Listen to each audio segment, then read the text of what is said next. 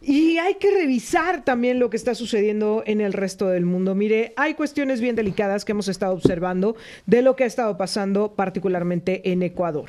Desde hace varios días que hemos venido platicando, bueno, pues de lo que sucedió con esta inestabilidad en materia de seguridad que llegó a niveles en donde pues incluso a un canal de televisión, a un programa en vivo ingresaron sujetos encapuchados, armados, pero que esto fue lo que sucedió en Ecuador. Es decir, eso fue lo que vimos y la imagen más impactante que trascendió en el mundo, pero que eso se estuvo viviendo en Ecuador. Y los intentos incansables de la autoridad por imponer orden que ha llevado a la detención de al menos 1,327 personas desde que el presidente Daniel Noboa firmara la semana pasada un decreto por el que se declaró un conflicto armado interno para lograr reprimir a los grupos criminales violentos. El pasado fin de semana, la oficina del presidente daba a conocer esta cifra de detenidos. Al menos 143 estaban acusados de terrorismo, dijo la presidencia, que añadió que 5 personas a las que consideraban terroristas murieron durante los mecanismos de represión. Sin embargo, volteamos a Ecuador y parece una realidad lejana, pero yo escuchaba a Israel Navarro la semana pasada con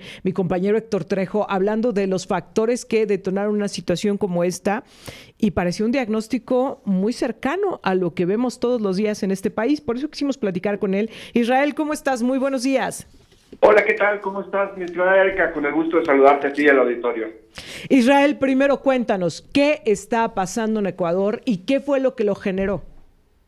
Bueno, la situación que está viendo el Ecuador actualmente no es no es algo espontáneo.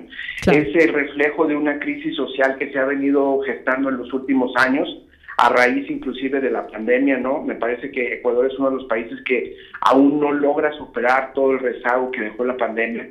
Y pues esto ha derivado mucho en situaciones donde la delincuencia ha encontrado una forma de expandirse a lo largo de todo el país, ¿no? Entonces, los niveles de inseguridad han llegado a niveles verdaderamente alarmantes porque ya todo el mundo le cobran allá lo que llaman la vacuna, ¿no? Lo que es el derecho de piso, ¿no? Inclusive Sí. en casas, en pequeños comercios. O sea, ya la extorsión, la violencia, la inseguridad, pues obviamente estaba rebasada. Esto, de alguna manera, abonó mucho a que el presidente anterior, Guillermo Lasso, tuviera que llamar a la muerte cruzada, que es como un recurso constitucional que se considera como una dimisión en la que se le dan 6 meses para que pueda gobernar por decreto, pero al término de esos 6 meses tiene que haber un proceso electoral para tener un nuevo Congreso y a un nuevo presidente. Y eso fue lo que ocurrió. Entonces vino una elección extraordinaria en la que sube al poder el actual presidente Daniel Noboa y pues obviamente le deja una pila de pendientes, una pila de problemas muy graves por resolver, y a la entrada al gobierno se le fuga uno de los criminales que estaba ya en una cárcel que no era de máxima seguridad, y esto detona todo el conflicto, ¿no? Entonces, en el momento es como que se haya fugado el famoso Fito, ¿no? Que es delincuente, es como si se hubiera fugado el Chapo, ¿no? De ese calibre es la fuga, y pues obviamente se le va de las manos el país en ese sentido, porque los delincuentes empiezan a manifestarse en las calles, empiezan a tomar el canal de televisión, empiezan a hacer este tipo de situaciones de alarma, ¿no? que generan pánico entre la población. Se ve forzado a llamar a un estado de excepción en el que hay toques de queda, y de alguna manera pues obviamente la gente se entra en pánico, ¿no? Entonces eso es lo que está ocurriendo actualmente en Ecuador. Ahora, Israel, de los factores que tú detectas en este conflicto, como decías, que no se generó de manera espontánea, sino que se vino gestando desde hace años en Ecuador, ¿cuáles compartimos en México? Porque en esta descripción, insisto, que nos has hecho esta mañana, en la que escuchábamos hace unos días con Héctor Trejo, que le compartías, este involucramiento, este empoderamiento de los grupos criminales, esta forma en la que se han convertido en ley, en autoridad, porque igual llegan y cobran derecho de piso, pues también lo vemos en México. A ver, productores michoacanos han estado denunciando desde hace muchísimo tiempo que les están cobrando para dejarlos trabajar. Los productores de limón, de carne de pollo, aquí mismo en San Luis Potosí ha habido algunas denuncias de que les cobran a los comerciantes el derecho de piso, etcétera. Esto lo estamos viendo en México, lo estamos viendo en nuestra realidad cotidiana. ¿Cuáles son los factores en común que tú detectas? Sí, pues definitivamente el hecho de la tolerancia hacia la delincuencia, el hecho de una falta de estrategia sobre todo, y de voluntad por parte de los gobernantes para arreglar el tema de la seguridad. Eso creo que son factores compartidos. En el caso de Ecuador me parece que ya fue mucho más allá, porque ya no solamente eran los pequeños comercios, o sea, sino ya con la gente en lo cotidiano, ¿no? O sea, eran o me pagas tanto al mes o llego y mato. Se volvieron autoridad. Se volvieron autoridad.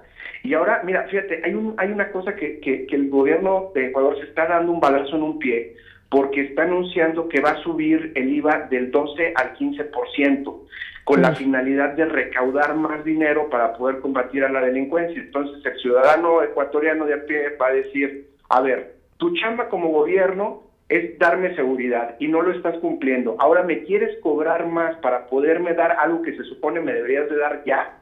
Y cuando la gente le cobren y no vea resultados o no se reduzca en la percepción de inseguridad, va a decir, pues finalmente me cobraste más, no lograste resolver el problema, estoy amenazado por la delincuencia y aparte el gobierno me está cobrando más impuestos. O sea, me parece que es fatal cómo está manejando el caso, y eso pues obviamente va a haber repercusiones más adelante para el gobierno del presidente Noboa. Y una cosa que quiero destacar con ustedes, compañeros, es la forma en la que se puso el pánico, el miedo. La manera en la que entran a la televisora fue la que dio la vuelta al mundo en la imagen. Sin embargo, Israel, dos cosas. Pareciera que esto pues es un poquito más añejo, porque acá en México pues ya sabemos cómo se infundían estas imágenes por medio de las redes o de una manera de videos muy pequeños, pero que hacían un eco tremendo. Y la otra, la de declarar la guerra, cuando a final de cuentas vimos todo lo que difundió, porque luego recordarás que aquí achacan mucho de que no se combate frontal a el crimen. Ya vieron lo que pasó allá, Israel. Sí, y es que es el problema, cuando se empiezan a minimizar este tipo de casos, pues obviamente se crea el pánico cuando detonan este tipo de situaciones. Ahí tú tienes al presidente López Obrador que le dicen, señor, aquí están los videos de las masacres, mire, o sea, están masacrando a la gente, y el presidente se ríe, no, ahí están las masacres, ja, ja, ja, ja, ja, se ríe en la mañanera. O sea, me parece que ese tipo de señales no pueden pasar por alto, porque finalmente derivan en casos como el de Ecuador, ¿no? Eso es lo relevante del caso. O sea, el tema de seguridad para cualquier gobierno tiene que ser siempre una prioridad. Nunca se puede bajar la guardia, nunca se puede decir que ya la tarea en materia de seguridad está hecha, porque en la medida que no existan condiciones de seguridad, no se puede progresar en otro tipo de situaciones. Si la gente siente miedo al ir a trabajar, pues no hay productividad. Si la gente siente miedo de salir a las calles, no hay avance en otros lados, ¿no? Y lo que dice Israel me parece fundamental, y creo que México tiene mucho que aprender de ello. A ver, cuando a quien está produciendo, cuando a quien está generando riqueza, a quien está invirtiendo en un país, lo amenaza la delincuencia, le carga la mano el gobierno, pues de pronto ya no quedan ganas de apostar por ese país, ¿no? ¿Qué es lo que podemos esperar como efecto en Ecuador? Primero, estas acciones en materia de contención que está llevando a cabo el gobierno de Ecuador van a dar resultados, Israel. Y en segundo lugar, ¿vamos a ver una escapada masiva de ciudadanos ecuatorianos hacia el resto del mundo? Pues las medidas yo creo que sí van a tener que ser muy estratégicas, o sea, van orientadas más hacia lo táctico, ¿no?, que hacia lo estratégico, porque en este momento pues ya claramente el gobierno ecuatoriano está rebasado. Sí hay dos cosas que se van a notar. Uno es el flujo migratorio de ciudadanos ecuatorianos que pues ya prácticamente no ven futuro en el país, ¿no? Y te estoy hablando de niveles no solamente de estratos sociales bajos, ¿no?, sino también de clase media, ¿no? Clase media y media alta que van a empezar a migrar. Y lo segundo es que si no funcionan las estrategias de contención del gobierno, vamos a ver un fortalecimiento de los cárteles y de la presencia de las bandas delincuenciales ecuatorianas de manera regional. Recordemos que ya, por ejemplo, la banda esta famosa de los choneros, que es cuyo líder es el que se fuga de esta cárcel, se ha reportado a través de varios especialistas que tiene vínculos con los cárteles mexicanos. Uy. Entonces ya es un tema transnacional, de delincuencia transnacional, así como operaban las maras salvadoreñas, ¿no?, que tenían vínculos en México y en Estados Unidos. Pues muy seguramente vas a ver una expansión de la influencia de estos grupos delincuenciales por los nexos que tienen con otros cárteles a nivel internacional. Este año es año electoral en México. Israel, ¿qué tenemos que hacer para blindar este proceso electoral y que no vayamos a tener autoridades vinculadas precisamente con el crimen? El tema es aquí mano firme y voluntad, ¿no? En la medida que no haya la voluntad para combatir la delincuencia, que se prefieran dar abrazos, ¿no? Pues ahí me parece que eso sí es un riesgo latente para el proceso electoral, no solamente por la violencia que pueda surgir en algunos puntos más conflictivos del país, sino también por la capacidad que tiene el narcotráfico para infiltrarse en candidaturas y financiar campañas. O sea, eso es una realidad.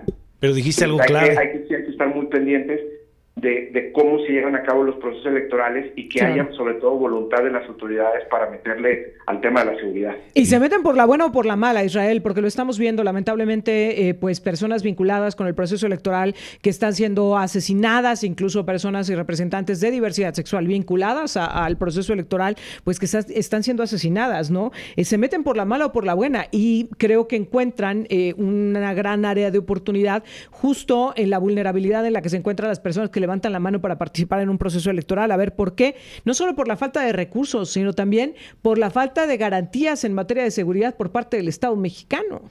Y no podemos normalizar ese tipo de violencia. O sea, mataron a un candidato, bueno, pues ya es una cosa cotidiana, ¿no? Sí, claro. Creo que ese es también un punto focal que la opinión pública y la ciudadanía tiene que exigir justicia y tiene que exigir que paren ese tipo de situaciones.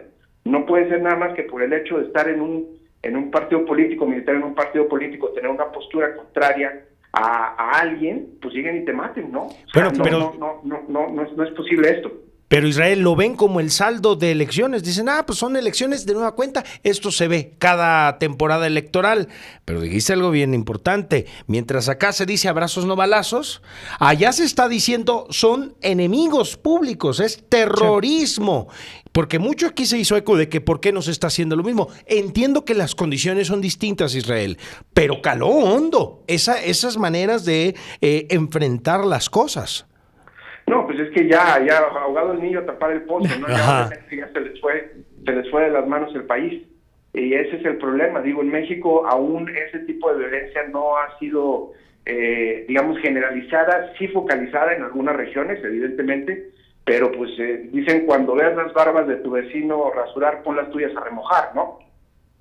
Ahora, justo bajo esta premisa, hay algunos partidos políticos que han dicho en las zonas complicadas no voy a presentar candidatos y se entiende desde el punto de vista de la protección al partido, al emblema del partido y a quienes pudieran aspirar por parte de sus militantes. Sin embargo, Israel, no le están dejando servido el plato justamente a los grupos criminales.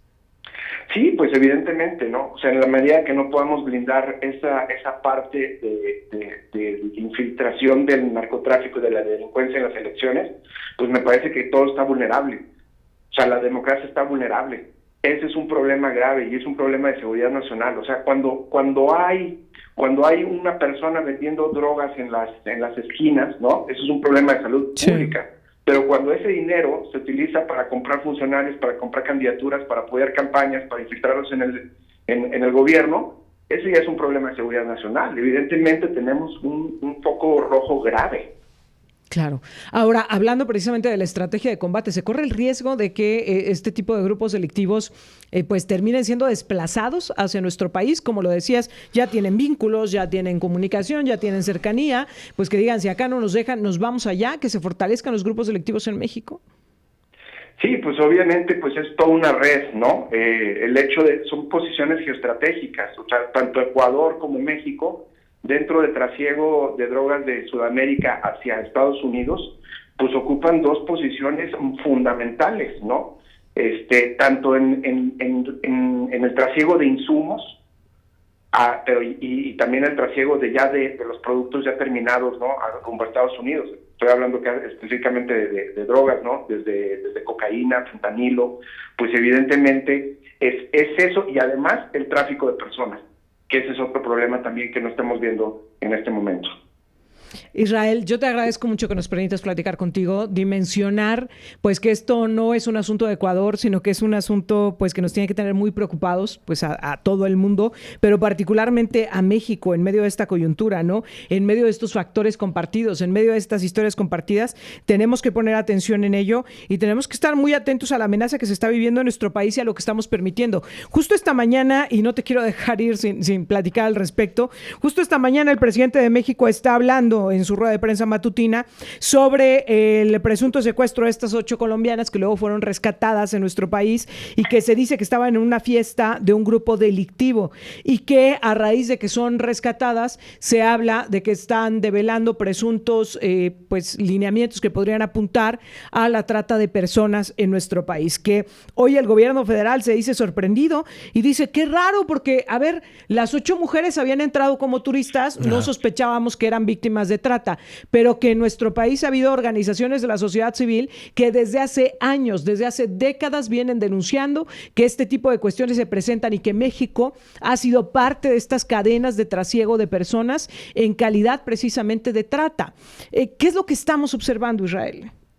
Pues básicamente la negativa del presidente a asumir la responsabilidad sobre los temas de seguridad.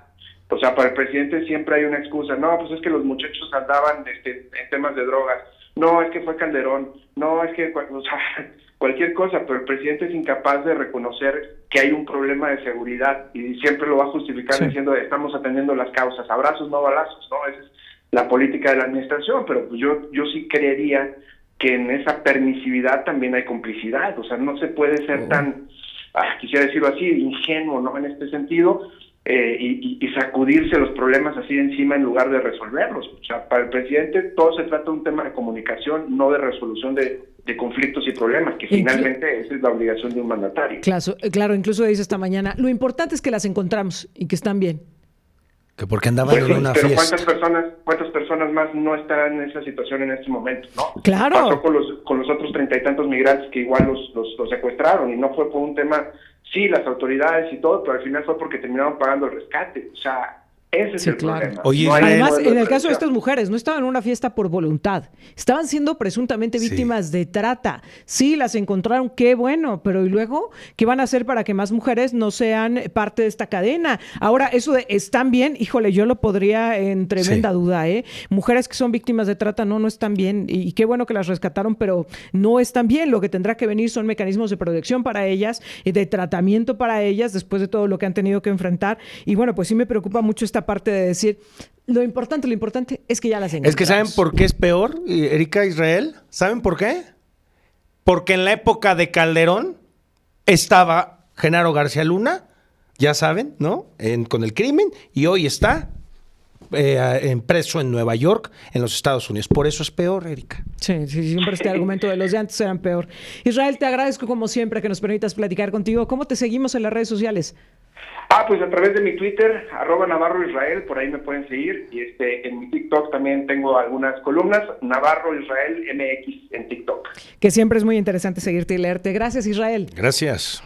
Un fuerte abrazo a los dos, cuídense. Muy buenos días, Israel Navarro, politólogo, platicando con nosotros acerca de esto que está sucediendo en Ecuador y abriéndonos los ojos, cuidado con lo que está pasando en México. Altavox, tu voz se escucha.